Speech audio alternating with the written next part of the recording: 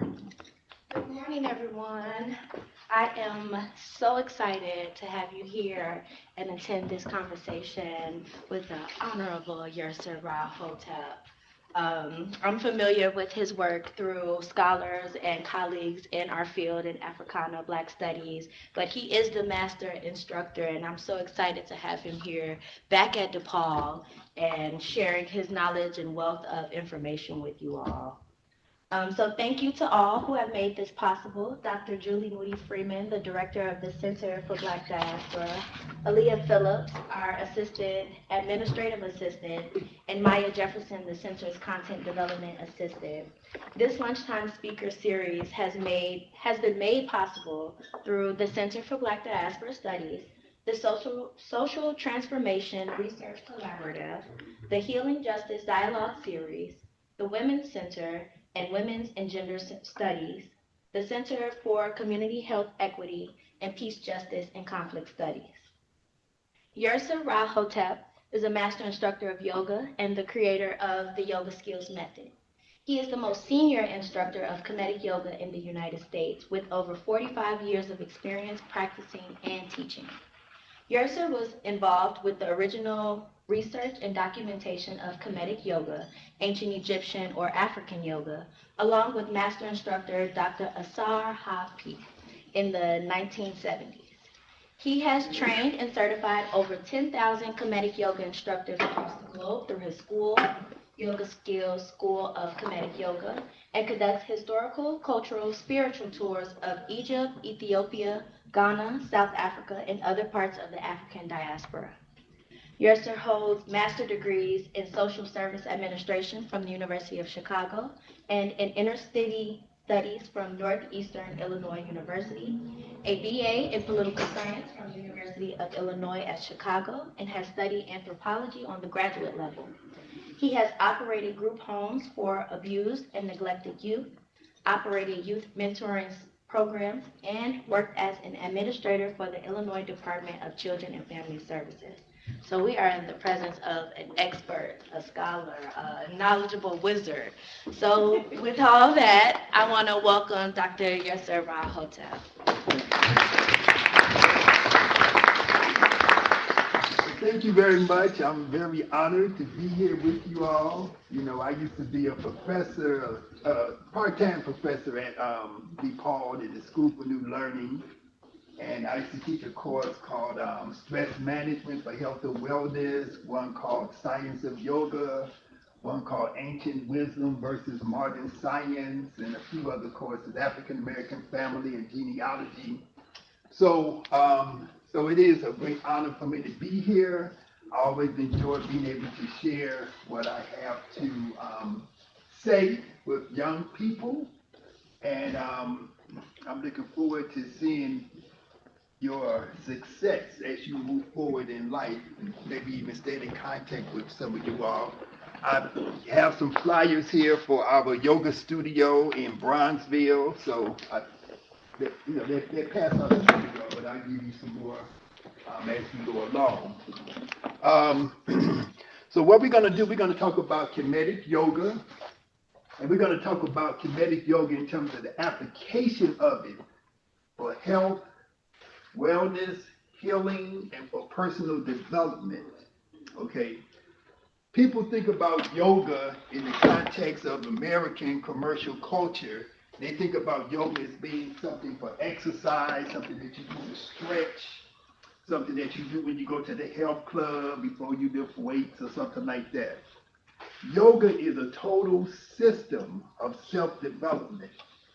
Only one little aspect of yoga is involved actually doing movements and postures. Okay? And another thing that we need to understand about yoga is that yoga has an African origin. Now, when we say yoga has an African origin, we have to take into account that things like medicine, the first doctors, the first physicians in the world were in Africa. The first architects in the world were in Africa. The first engineers in the world were in Africa. The first stone building that was ever built on the planet Earth was built in Africa. Okay? And so African civilization predates all the other civilizations in the world by thousands and thousands of years. Okay? 80,000 years ago, people in Africa was using tools, creating tools and using tools to build stuff and do things, right? So one of the issues that I think that we have to deal with, whether we're of African descent or not, is that we have to understand what is the truth. What is the truth about the origins of what we call civilization? We have to look at how certain information has been covered up. You look at what they're doing in Florida, for example. We're trying to change curriculums. They talk about African American history and other issues, other social issues that are trying to negate the presence of diversity. Okay?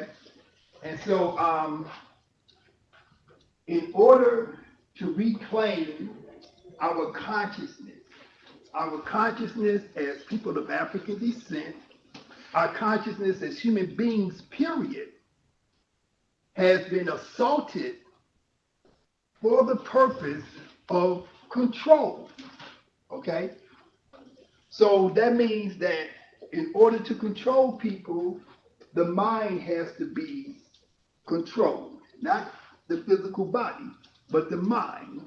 And this is something that the architects of the system that we live under were able to figure out and create methodologies to control people's consciousness.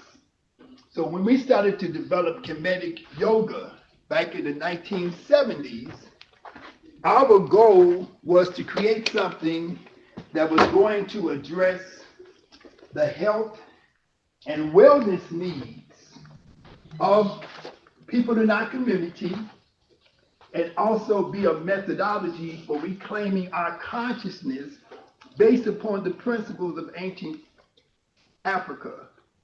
And when we talk about ancient Africa, it includes what people call Egypt, which was originally called what?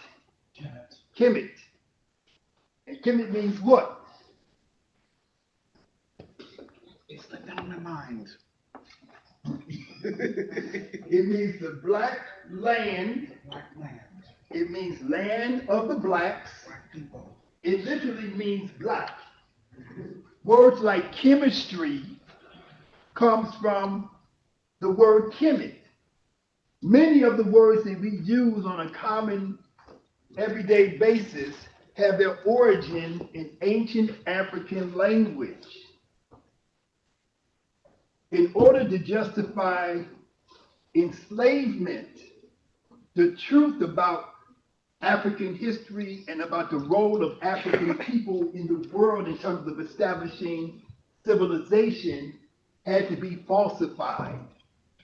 And in order to perpetuate that falsification, the minds and the consciousness of African people and people of African descent all over the planet Earth had to be contained, had to be deceived. Okay? And so this is what we're up against. So when we talk about, I think it's somebody trying to come in. She's already admitted, but Oh, okay. So the that, internet is. this little thing is blocking up the screen now. That's all I'm saying. Yeah. Okay, thank you. So one of the ways that we can think about ancient Africa, we had to use a term called Ma'at, M-A-A-T. And so Kemetic Yoga, referring to yoga that comes from ancient Kemet, we use the term Wat Ma'at, which means the way of Ma'at. This is an ancient term that was used by our ancestors to designate their worldview, the way that they viewed reality, the foundation of everything that they did was based upon this idea of Ma'at. Okay? And so what you're seeing in this image here is an example of yoga that comes from ancient Kemet. In 1977, the artifacts from the tomb of a king of Kemet, whose name was Tutankhamun, came to Chicago. The artifact, his tomb was discovered in 1922. And in 1975, those artifacts went on world tour. And in 1977, they came to Chicago to the Field Museum. And there was a chair that was in the exhibit. And we saw this chair. We saw the back of this chair. And when we looked at that, we said, that's yoga. Okay? And so I'm going to explain to you some of the symbols that you see. So this is a drawing. This is a reproduction of the chair. So think about the back of a chair where you sit down and you put your back up against. That's what this image is. And so this is a drawing I had somebody make of it. Okay? And so what you're seeing is a yoga posture, yoga position. What you're seeing is a yoga position which is unique to ancient Kemet. If you went to India, you would not see this particular position, but you're seeing symbols that relate to yoga. On the top of his head, he has a symbol which we call the aten. The aten is another name for the sun. The sun in this context is a symbol that represents your highest consciousness. So your purpose in practicing yoga is and practicing the meditation which is associated with yoga is to elevate your consciousness to a higher level, okay? To change your internal self, your fundamental self, from one level to another level. And that's what they call alchemy. Think about the word alchemy, Alchemy, and it has that root word of chem, or Kemet in it, okay? And so you also seeing on the top of his head, you see that circle, that's called aten. That's a representation of the sun. Ancient people use symbols. They use symbols to designate certain types of ideas and concepts, okay? And so the sun, we know the sun is just a star. It's at the center of the solar system, and it has certain, effects and so on and so forth. We know what the sun is scientifically, but the sun also has what we would call metaphysical and metaphoric types of meanings to it. And so the sun also represents that aspect of rebirth.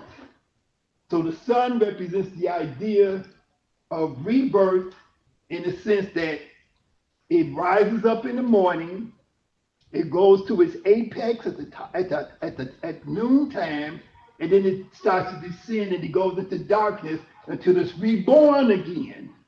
And so ancient indigenous people all over the planet Earth have always looked at that process and understood it to be a representation of the evolution of human consciousness, how we evolve and how we change.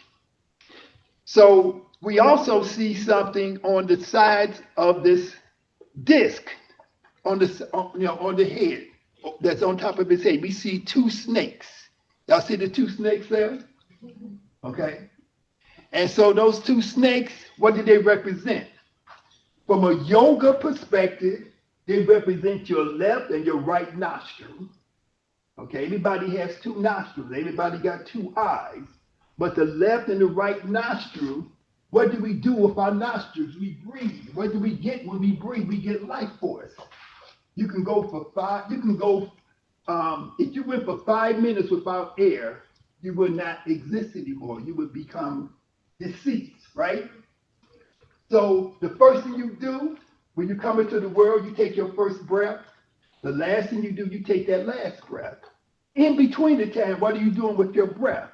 we should be learning how to breathe consciously, because learning how to control our breathing and breathe consciously changes the way that we think, changes the way that we feel, changes the way that we interact and operate in the world. Okay? And so so it's important. So every indigenous culture, not just in India, but they practice certain types of meditation that involve how to learn how to do controlled breathing, because it activates a part of your nervous system called the parasympathetic that releases stress and creates hormones or neurotransmitters in your body that make you feel good, relieve pain, and causes your body to have the ability to heal itself. Okay? So we want to become self-healing.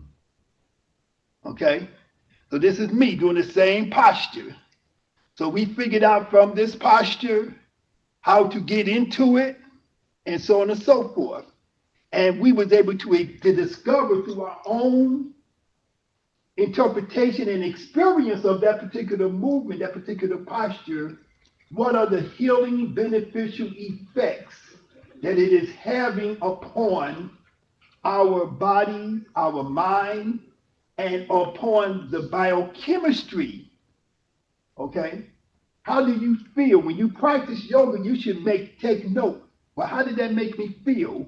What thoughts were going into my mind? How did my thinking change? Did I relieve stress? Was issues and thoughts that was bothering me, emotions that was bothering me and causing me discomfort, did they dissipate and go away after I did my yoga practice? That is the purpose of practicing yoga, is to heal yourself and to change your mind and to take away anger, anxiety, tension, so on and so forth, and replace that with feeling good about yourself. Okay? And so we call this the pose of immortality. So this figure that is in this posture, his name is Het, H-E-H, and he represents the idea of eternity. Okay?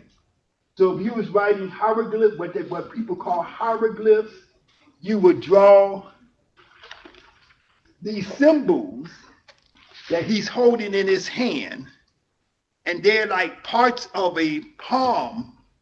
They come down from a palm tree, and they represent the idea of eternity. Okay?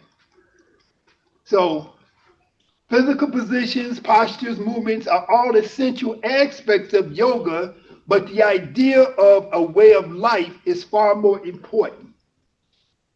We are doing yoga movements and postures not for the sake of just doing them.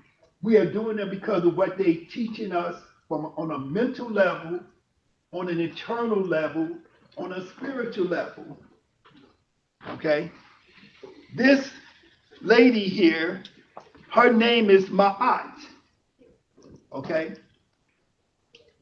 One of the things that we have to do as human beings, regardless of what your ethnicity, your race, whatever it is, one of the things that we have to do is be able to go beyond in time, beyond the constraints of all of the different ways of thinking, all of the different ways of institutions, religious organizations, and philosophical systems that have come to govern our consciousness.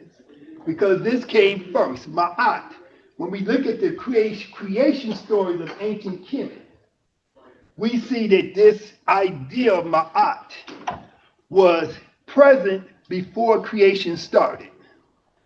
So Ma'at means that when we view the world, we see order, we see balance, we see harmony, we see justice, we see truth, and we see reciprocity. We see these principles expressed in nature. Okay? This is what we see. There's another alternative point of view that sees exploitation, that sees competition, that sees the need to defeat somebody else and take what they have. But these are the fundamental principles that African civilization was based upon. Order, that when we see an order, we see balance, and our goal is to create this balance, to create this harmony within ourselves, and to express it in everything that we do. Everything that we do, all of our thoughts, all of our emotions, should be conforming to this idea of Ma'at. When a person became the king or the pharaoh of ancient Kemet, they had to take a vow that they were going to uphold Ma'at. Every king had to take their vow, and they had to take the vow that they was going to uphold Ma'at in terms of protecting their country from invasion from other people, that they were going to maintain the cultural and spiritual integrity of their civilization, that they was going to protect it from the influence of ideas that was counter to the ideas that they were propagating through their culture. Okay? And so here you're seeing three examples of the idea that's associated with resurrection. So this word here, asar, asar represents the idea of resurrection, rebirth. Think about our religion. Think about our modern religion. This whole idea that somebody was reborn, that somebody was resurrected. This has become a fundamental idea that is at the foundation of our consciousness, right? We talk about the idea that I'm trying to become reborn. If you come up in certain religions, you have to become baptized so you can become reborn. Okay, so you can become rejuvenated. These are ideas that come from ancient Africa. So here we see three different expressions of this concept of asar. This is thousands and thousands and thousands of years old. Before there was anything called Europe or Greece or Rome, these ideas and this technology existed. Okay? So here you're seeing asar. Look at his color. His color is black. That's not reflecting saying that he was a black person. The black is symbolic, representing that inner core of everything. The most important and the most prominent thing in our universe is what they call dark energy. Okay, check out your physics, your quantum physics, and so on and so forth. But dark matter. When you look up at the space and you just see emptiness, according to science, that emptiness is filled with what's called dark matter. And so this is an expression of that idea. Here we see Asar with his skin green. Green representing nature, representing vegetation, and so on and so forth. And here we see Asar standing like this, right? So everybody's seen Black Panther movie and so on and so forth. And that standing like this, saying Wakanda forever, they got that from ancient Kemet. Okay, this was the idea that they received from ancient Kemet, you know. And Chadwick Boseman, he was one of my students. He did Kemetic Yoga. Okay. So I want to just give you some ideas of some introductions to some people that you should know, because we hear about King Arthur and all these types of people like that.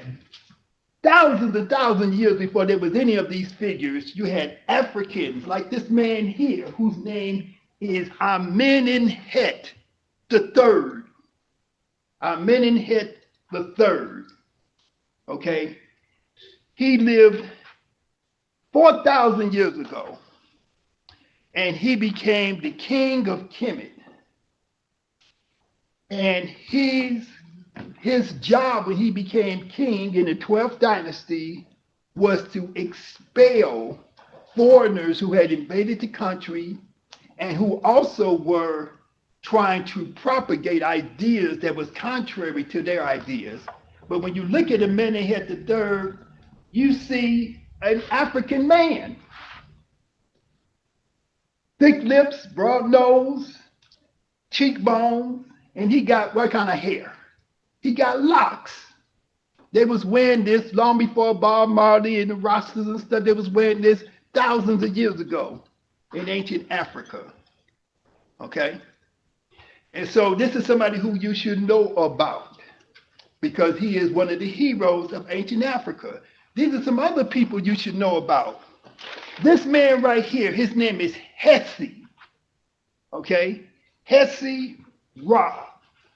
He is, this image is from a wooden panel that is in the Cairo Museum. He has the hair of, it's like, not about hair, but I ain't got no hair no more. But he got the hair of a dollar y'all, right?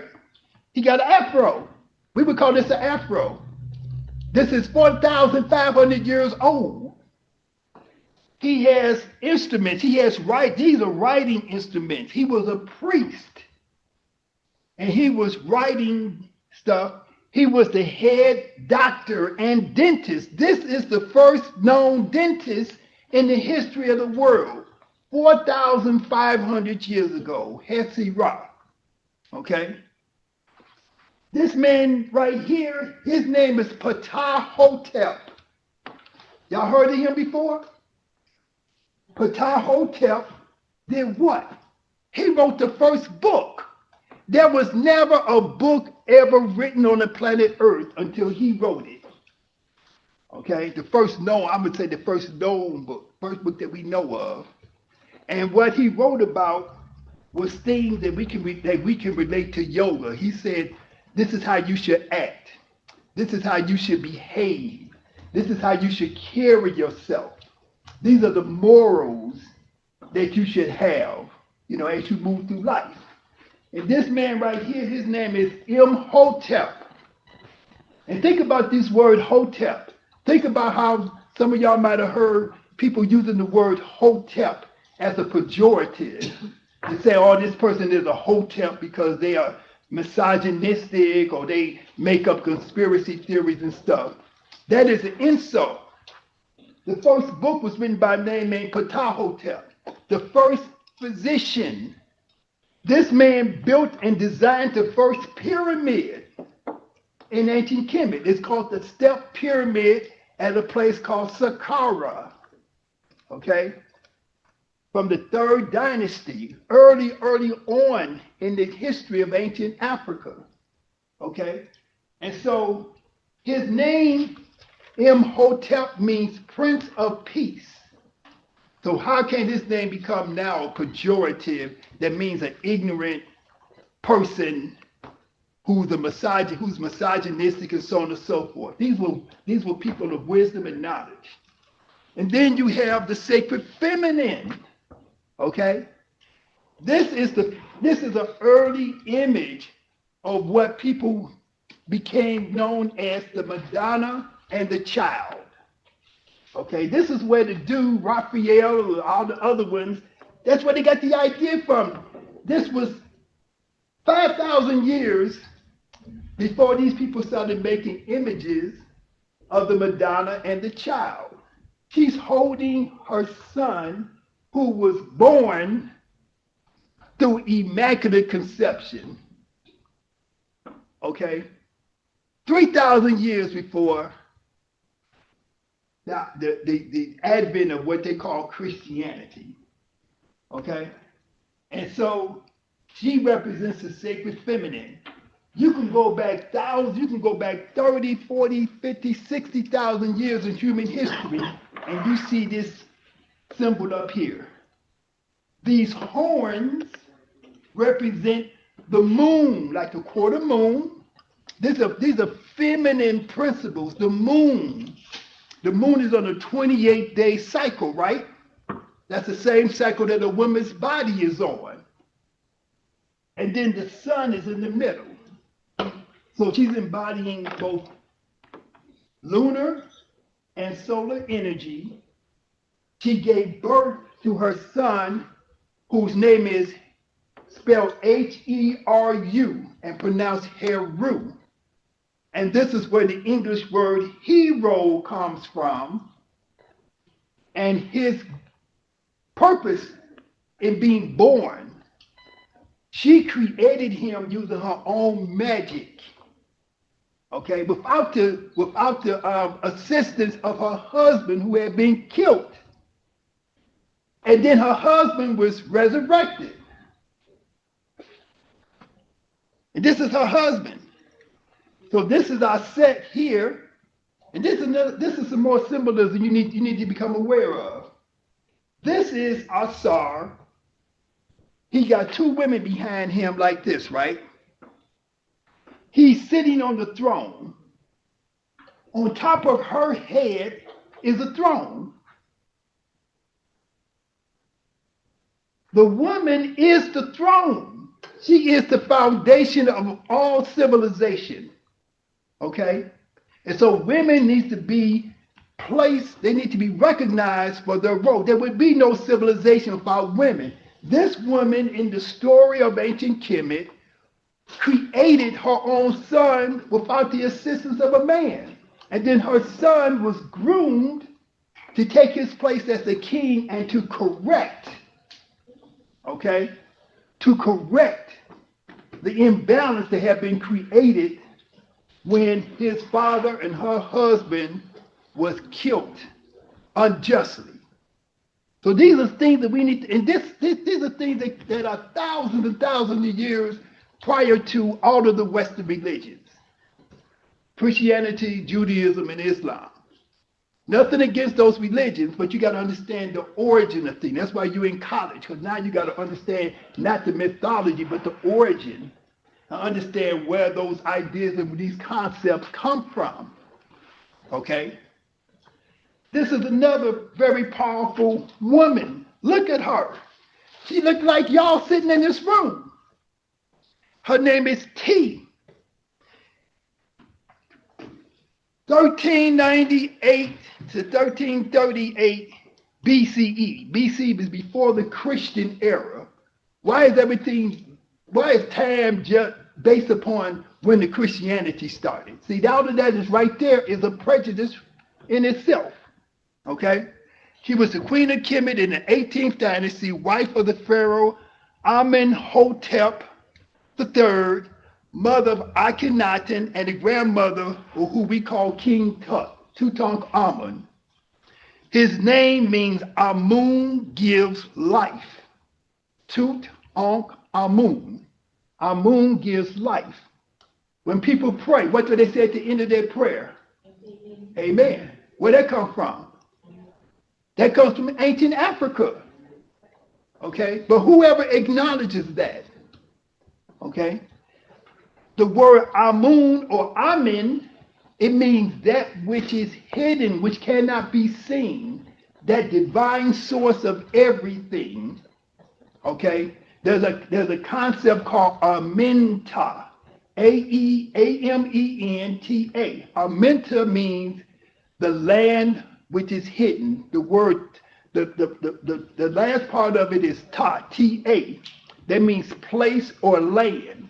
And so we have to learn how to read and write our own ancient language, right? Because we're missing out on a lot of stuff, okay? So Amenta means that hidden place. Within you, you have a place which is hidden. They call it the subconscious. We was talking about the subconscious mind thousands and thousands of years ago, okay? Long before Freud. This is another lady y'all need to know about. Her name is Hatshepsut. When you go on a trip to Egypt, the guides be trying to make a joke out of her name, called it hot chicken soup. Her name is Hatshepsut. This is her right there. This is a temple that was built for her. She was the king. She took on the role of the king or the pharaoh, right? She was a female king. One of the things that she accomplished was that she forged international trade and unity throughout Africa. She traveled throughout Africa. And she didn't engage in war, she engaged in trade. Okay? And you can't see it on here, but they still got the stump of trees that she bought back from a place which we now call Somalia. It was called Punt, P-U-N-T, back in ancient times. Her title is Nice Suit BT. The word Pharaoh, that's not the proper word. The name is Nice Suit BT or Sarah. Sarah means the son of the sun. Okay? This is West Africa. Can y'all see what they're doing? They're in an upside down lotus position, and they are in a deep meditative state where they are communicating. I'm trying to speed it up, but they are communicating. They're part of what they call the serpent society. And so we have been taught that serpents, snakes, that the devil and all this kind of stuff was a snake. In Africa, see, they have flipped the script. The snake is just an animal, and it moves a certain way that looks like the way that energy moves. And so our ancestors used that to represent healing and to represent the energy that moves through your body. Okay? And so these people here, they are in a lotus position, upside down on the side of their head. They use these extreme positions in order to stimulate the internal energy that exists within the body so that they can go into trance. And in that trance, they believe that they can communicate with the unseen world, the Aminta. Okay? They may have different names for it in different African cultures, but in ancient Kemet it was called Aminta, the hidden place. Okay? And so you're seeing this person in this extreme back bend. And so we have used yoga. So one of the issues I was asked to cover, well, what do we do? We have violence. We have unhealthy conditions. We have disorganized behavior, disorganized thought. What I have done and what other people I work with have done, we have worked with young people. We have started programs where we work with young people and we teach them how to have internal control. I call it ISR, internal self-regulation. You want to have internal self-regulation so that the police don't have to come and regulate you, so that some type of external governmental force has to come and regulate you. You want to have control over yourself, control over your own mind, control over your own thoughts. You do not want to be in a position where you become addicted to all the stuff that this society calls you to become addicted to. Oh, I can't do my study unless I smoke some weed or engage in something that's going to alter my consciousness. Learn how to breathe to alter your consciousness.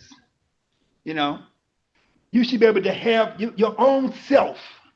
You have everything within yourself, everything that you need, you have it within yourself in order to accomplish anything that you want to accomplish.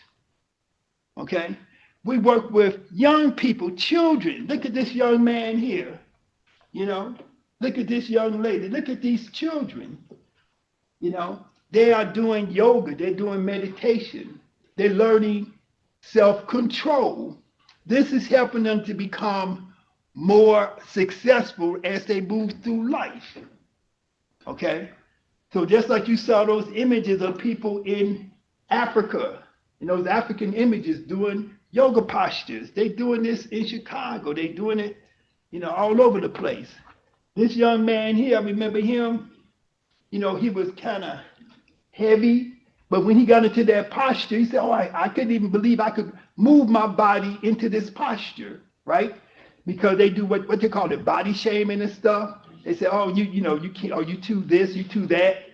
You could do whatever you want to do. Yoga is for everybody in terms of the movements and the postures.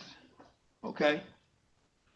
So the effects of yoga on youth, which we call internal self-regulation, is reduce stress, increase concentration, increase in patience, improve behavior, improve academic performance, decrease in the risk of diabetes. Diabetes is a big thing. Decrease in asthma and asthmatic symptoms. So we're talking about changes in the intellectual, changes in the psycho-emotional, and changes on the physical health level that occur when people start to practice yoga. And this is all documented. You can look up the studies and so on and so forth. So we live in a society where people have turned to drugs, not people have turned to drugs, we have been programmed to turn to drugs. We have been programmed to consume so-called food. I don't call it food, I call it drugs masquerading as food. You see all this McDonald's, Coca-Cola, Dunkin' Donuts, all that stuff? It's all chemicals. Y'all might have, I know y'all be on Instagram and stuff. Y'all might have seen some of the little videos of somebody talking about Chick-fil-A and McDonald's, and they let it sit up for 10 years, and they put a hamburger there, and 10 years later, the hamburger just like this. It ain't changed at all. It ain't got no mold on it. It didn't deteriorate. It didn't decay. It's just sitting there because it's not real. It's not real food. So one of the things that you all have to do, that we all have to do, is to understand that we have to have a counter narrative to what's being put out here by the corporate system, and we have to change our fundamental behaviors. We cannot consume all of this stuff that they're putting on the commercials telling us that we should consume. The vast majority of foods that people in America eat are banned in Europe. I traveled all over this planet. They don't have the same stuff. You can't go get no cocoa pebbles in Paris, whatever. You can't get Fruit Loops. All of that stuff that's got all of those different dyes and all of those different chemicals and stuff in it. This been proven that they affect the mind. They affect the mind, the consciousness, and the ability of young people to learn. So the first thing that we have to do if we're going to become change agents is that we have to change ourselves. We have to learn how to eat proper. We have to learn how to regulate our own selves. When we engage in controlled deep breathing, we learn how to regulate ourselves. Here, this is the brain of a person. This is just using some type of brain imagery, right? You can see the parts of the brain which are lit up, the colors. That's saying that I'm thinking, that I'm perceiving, my mind is active. When you practice meditation, you turn your brain off. You don't go to sleep. You don't lose awareness. Your awareness expands. You become hyper aware when you start to practice meditation, when you start to practice yoga. But if you were to look at the brain itself, the brain has shut down. The parts of the brain that deals with the frontal lobe, that deals with making executive decisions and stuff and thinking about things and ruminating, different parts of the brain that deals with fear and anxiety, we shut those parts of the brain down. And by doing that, we are then able to begin the process of controlling our own selves. That's why we call it internal self-regulation. Okay? Another thing, there's parts of reality that we cannot see. Okay? Everybody in this room has this. It's called an aura. Every human being, every plant, every animal has a field of energy that exist. And that energy field is a reflection of how you feel, your health, your state of well-being, your state of mind, okay? And so here, this person did this was before the person did meditation. This is after she did meditation. Her energy field. When people come into the room, people come into your presence, you can feel something about the person. You may not be able to identify it. You may not be able to put your finger on it, but you say, oh, this person this. Sometimes you feel good when a person comes into the room. Sometimes you feel foreboding when a person comes into the room because that energy that's coming from them. We use that word energy. This is what we're talking about, a real thing that you can see that exists. We're talking about the energy, okay? And we go back to ancient Kemet and we saw them making reference to that aura, to that what we call the aura, A-U-R-A, the auric field. And now modern science can allow you to take an image because now we have devices that are able to take the image of things, pictures of things which are normally invisible to our naked eye. And so just like you go to the doctor, go to the dentist, they're gonna say, we gotta take an x-ray.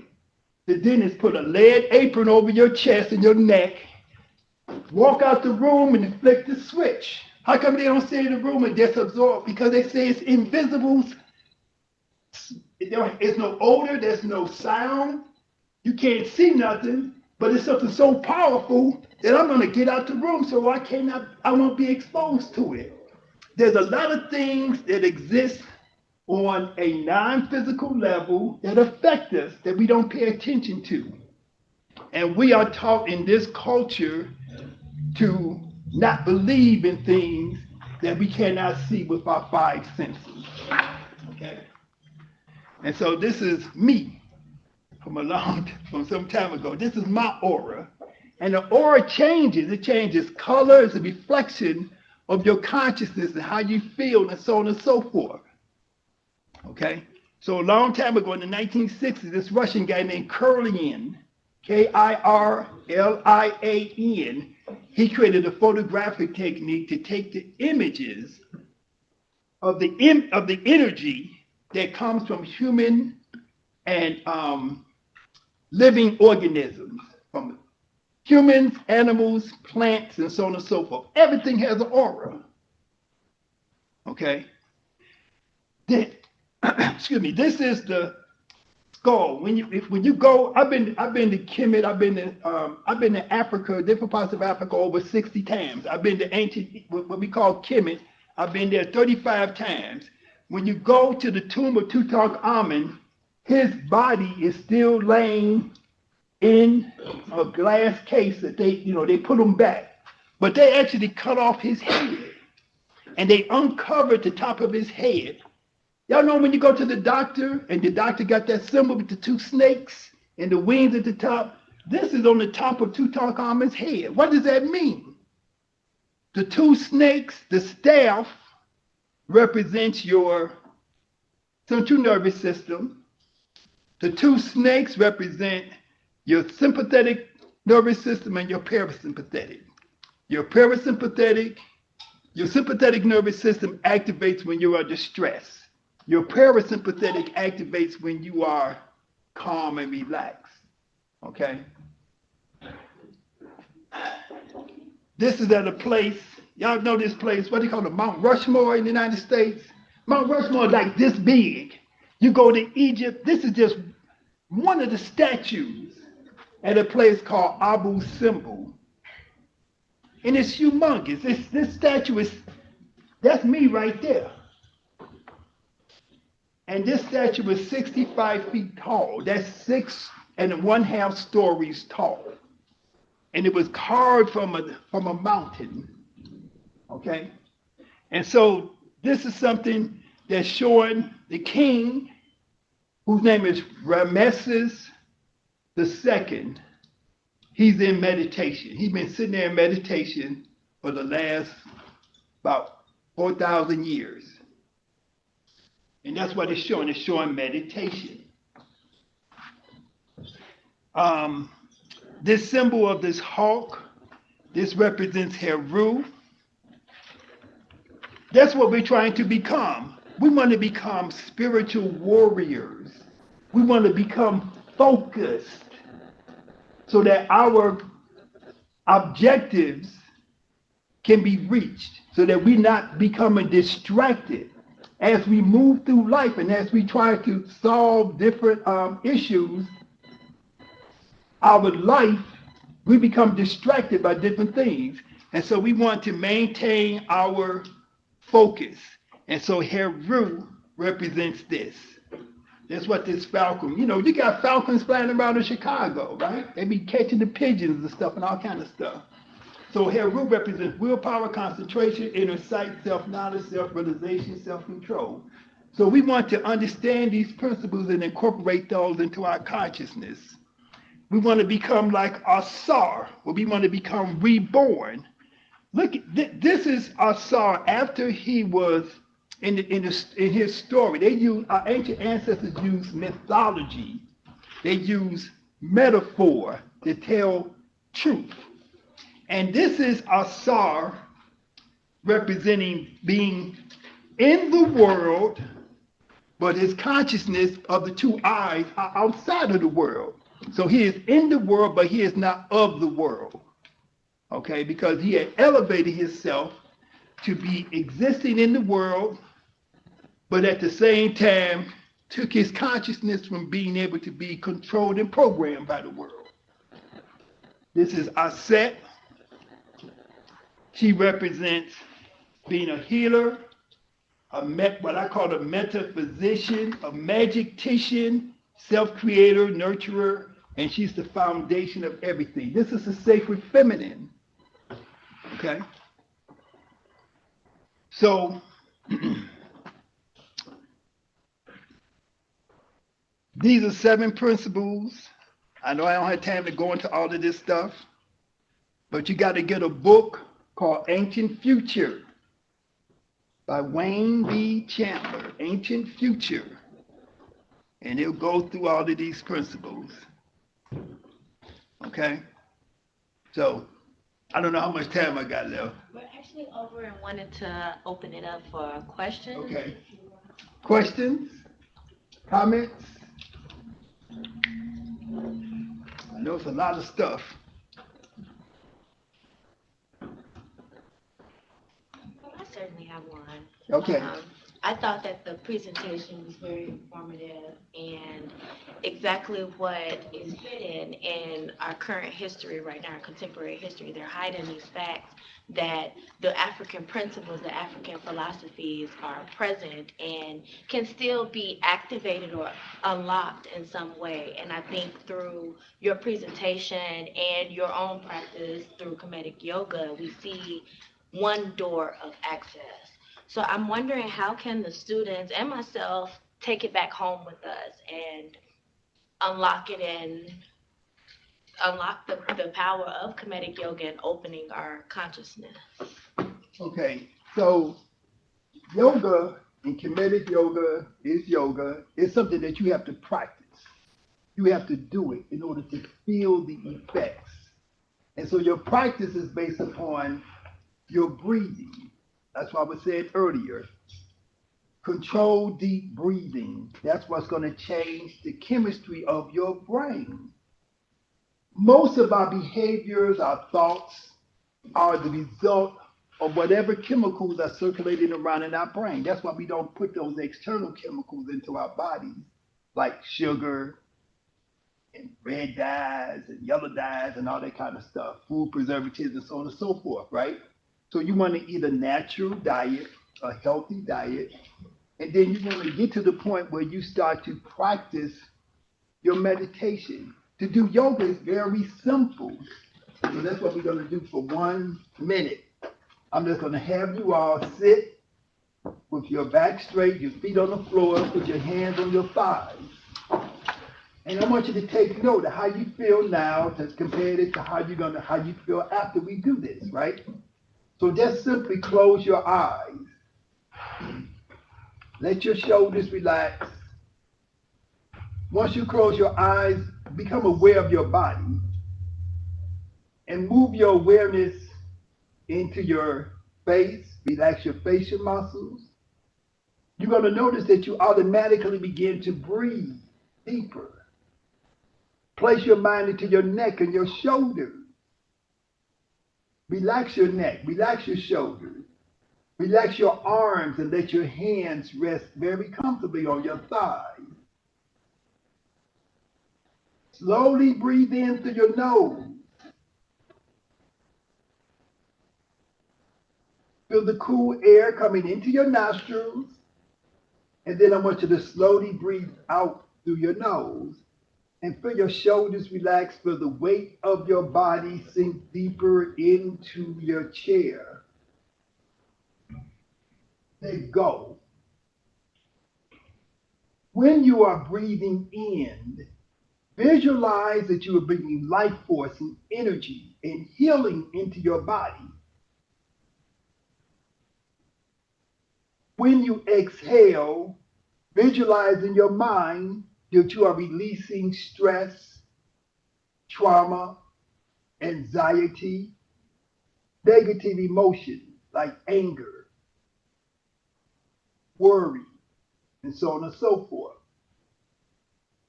When you breathe in, visualize that healing power coming into your body from the air. When you exhale the breath, exhale out slowly, and I want you to experience self-doubt leaving from your consciousness, leaving from the places within your body where it becomes stored. If you have any ailments, any discomfort, any pain, any conditions in your body, I want you to breathe in and bring that healing energy into you.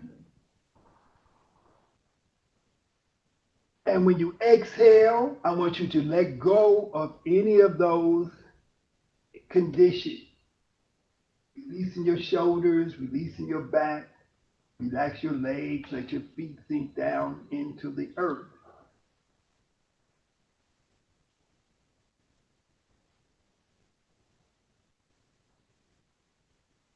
Okay? So this is something very brief. You should do this every day. You should do it several times a day. We just did that for like about 60 seconds, 90 seconds or something. But you should feel different. You should feel a change. So think about if you did it for 5 minutes, you did it for 10 minutes, for 15 minutes. You would begin to change. When you feel yourself having let's say you're a person that may, let's say for example, like say you're a person, like say a person smokes cigarettes. They get an urge to want to smoke that cigarette. Stop, slow down, take an inhalation, and then an exhalation. And then your desire for that was going to release. Okay, it's going to let go. It's going to release itself from you. So we use controlled deep breathing as an intervention.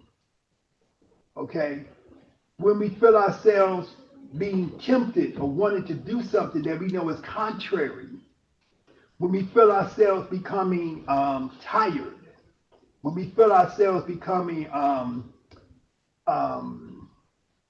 depressed or lacking motivation, we engage in our controlled deep breathing. And then we change the dynamics of our brain. Those feelings are not really feelings. They are chemicals in the brain that send messages to the body and to our thought processes to make us believe something that's really not there. So we can begin to take control when we learn how to control the breath. Okay? Yes, sir. Well, so when it comes to like losing stress and tension in like the back, upper back area and like my shoulder girdle, how would you recommend losing that tension sleeping wise? Like depending on like how I'm like sleeping and how I lay in the bed with my pillow or just overall at home. One of the best ways to lay down in the bed is to take a roll, like a roll up a thick towel or a bolster, something like that. Put it underneath your neck. Lay on your back and let your head go back. And that's going to release tension from your neck and your shoulders. It's going to allow you to sleep better. Now, what I've done, I went to this store called Relax the Back store down here on Claiborne. And is that what it's called, Brown? Relax the Back? Yeah. I took him there. He got him he can testify to this.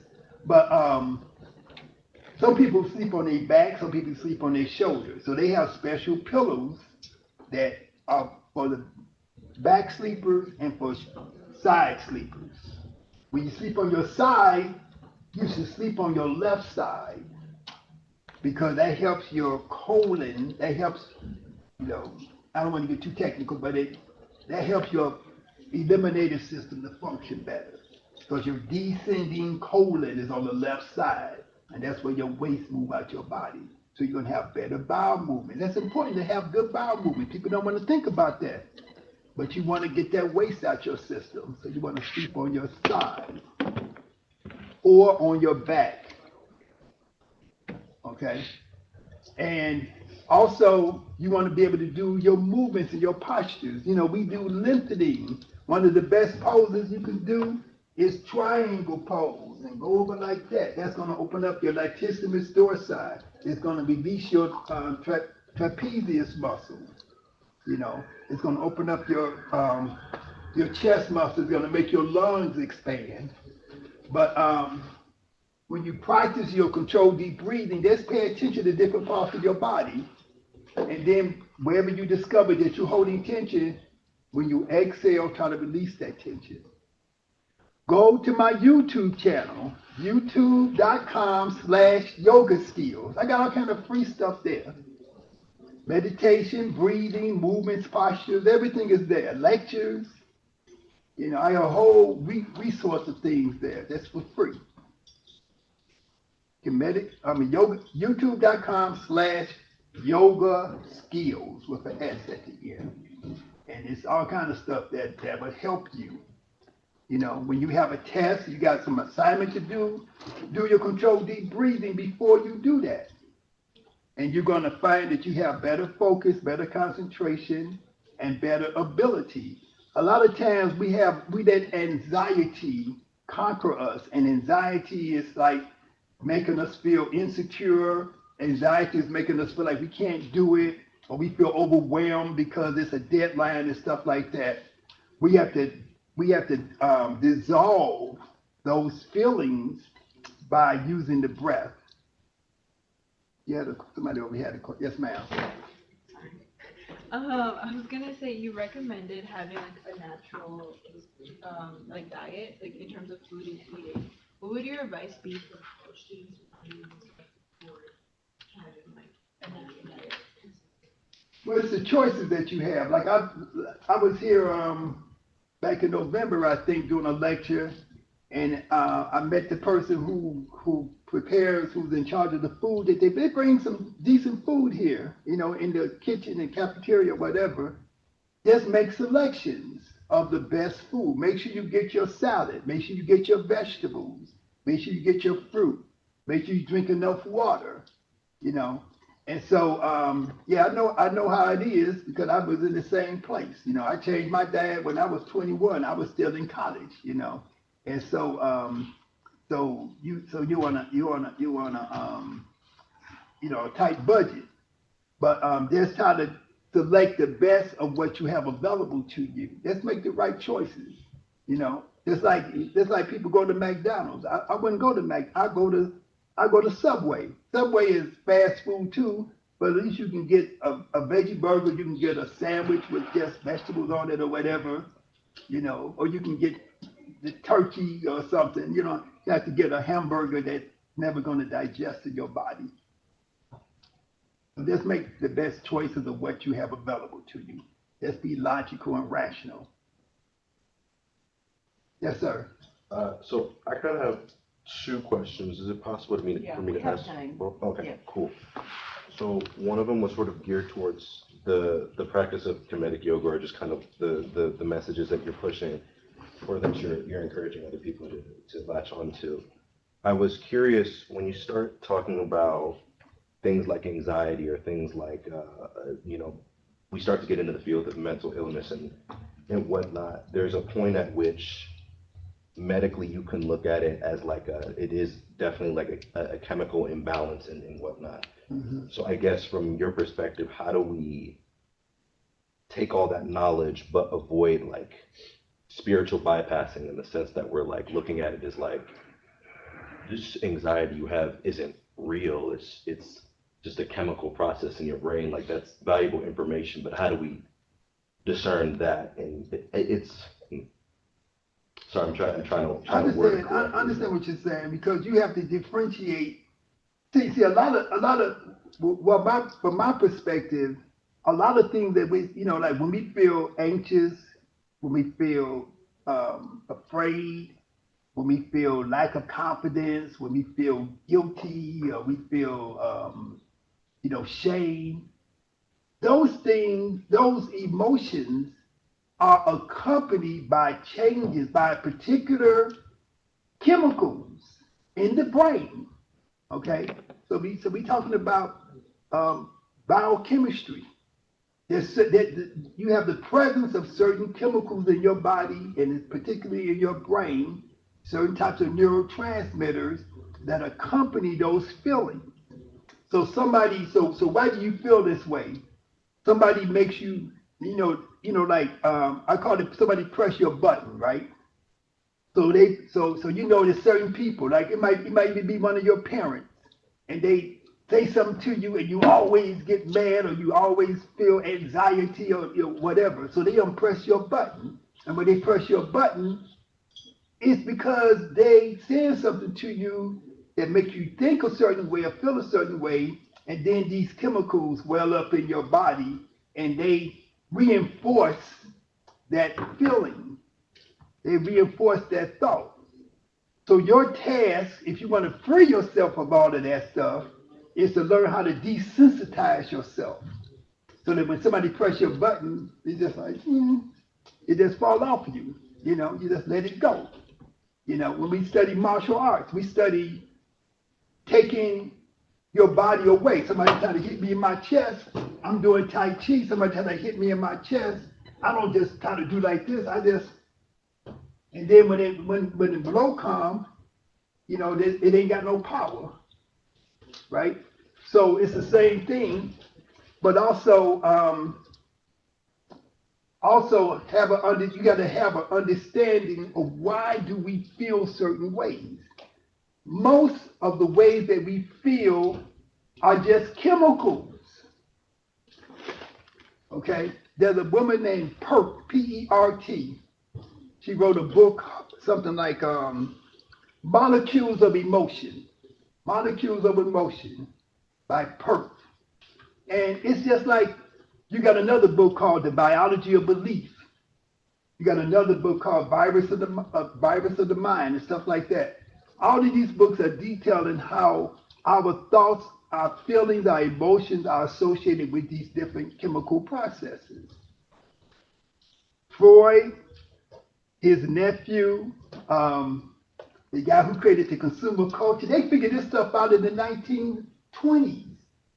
And they said, how can we stimulate people to have certain feelings by stimulating those chemicals that come up in the brain when we have certain experiences? So we, as sophisticated people living in the 21st century, we have to understand, what is the origin of emotion? Why do I get angry? How can I cut this cord so that I'm not getting angry every time somebody tries to stimulate me to get angry? Look at Chris Rock, when that dude slapped him. What's the guy? Will Smith slapped him. He had the fortitude inside of him to keep on with the show. I heard another comedian talking about, he would do that to me, I would have did this and did that. But he kept the show going, and then he did a special a year later, talking all about him and stuff, so he had a presence of mind, to maintain his self-control, you know. And so, but the science of doing that is understanding how to breathe. If we are not on edge, let's say you take sugar, you take a lot of sugar, you on edge all the time. So then when something happens, you reacting to it.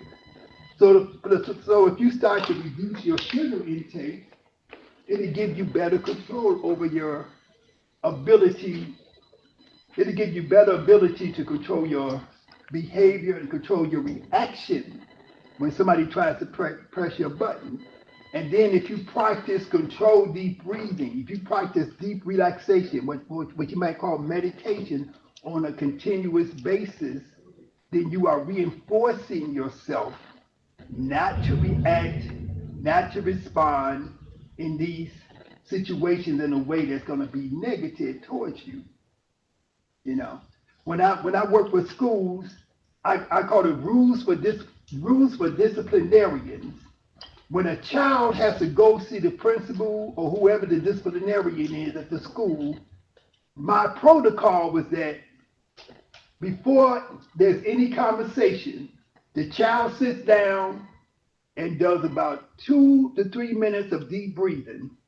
And whoever the disciplinarian person is, they have to do the same thing. So both of them have to calm themselves so that then when they start to talk to each other, it's not from a place of anxiety. They can talk and communicate from a higher place because they're not being reactionary to whatever feelings they have generated based upon what caused the child to come into that situation, and the teacher or the disciplinarian is not responding based upon the fact they had a bad day. They've been stressful. So I hope that makes sense. Yes, that was great. Yeah, these are things we have to apply to ourselves. If we're going to evolve, we have to be in charge of our own self-evolution because this culture is trying to make us not evolve. They're trying to make us be consumers and to be like sheep, really. They telling us like this, like that, pay attention to this, pay attention to that. Everybody talking about Cat Williams and blah, blah, blah, blah. You're like, who cares? But then how is that affecting your life? You talking about what Cat Williams, oh, he said so-and-so is doing this, or Jay-Z is making a sign. Doing, I don't know what they're doing, but it's like, what difference does it make compared to what you have to go through as a young person trying to navigate this world? It don't make no difference. You got to stay focused.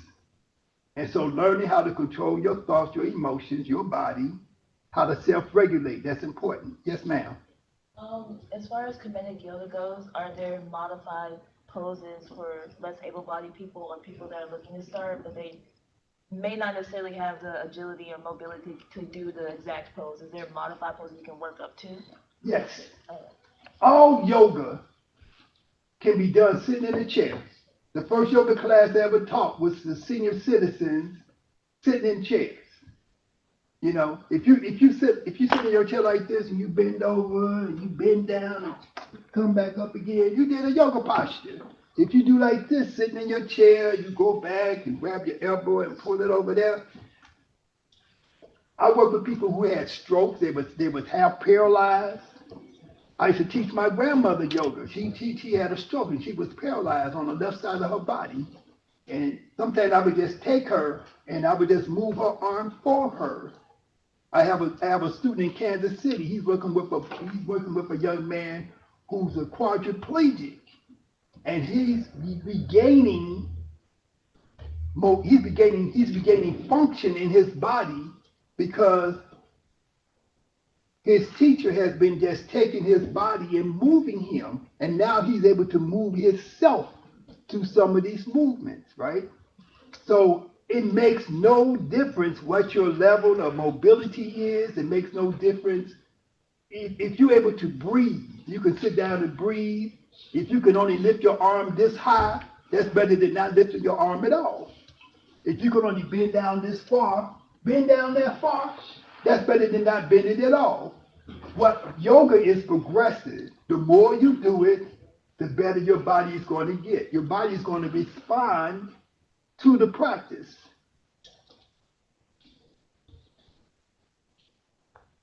Your questions?